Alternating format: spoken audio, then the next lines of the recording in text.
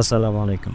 মুসলমানের ধর্ম ইসলাম আগে নাকি রাষ্ট্র? ঈমান আকিদা ছাড়া রাষ্ট্রের কোনো মূল্য নেই। হিজরতের আগেও নবী সাল্লাল্লাহু আলাইহি সাল্লাম ১৩ বছর ধরে শুধু মানুষকে আকিদা ও তাওহীদের শিক্ষা দিয়েছিলেন, কোনো রাষ্ট্র প্রতিষ্ঠা করেননি। রাষ্ট্র হলো ধর্মের বাস্তবায়ন মাধ্যম, কিন্তু ধর্ম হলো মূল উদ্দেশ্য।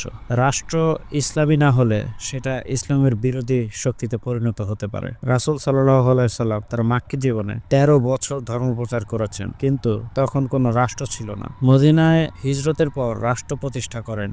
সংবিধান, মিসকাতুল মাদিনা, বিচার ব্যবস্থা সব ইসলাম অনুসারে, অর্থাৎ ধর্ম আগে তারপর রাষ্ট্র। যদি রাষ্ট্র আগে চিন্তা করি তাহলে ধর্ম উপেক্ষিত হয়ে যায়। অনেক সময় রাষ্ট্রই ধর্মের উপর আধিপত্য বিস্তার করে। যদি ধর্ম আগে চিন্তা করি তাহলে রাষ্ট্রও একসময় আল্লাহর বিধানে পরিচালিত হয়, যেমন নবী সাল্লাল্লাহু আলাইহি সাল্লামের সময় হয়েছিল। রাষ্ট্র যদি ধর্মহীন হয় সেটা মানুষের তৈরি আইন দিয়ে চলে, কিন্তু ধর্ম যদি রাষ্ট্র গঠনের নিয়ন্ত্রক হয় তবে তা ইনসাফের ভিত্তিতে টিকে থাকে।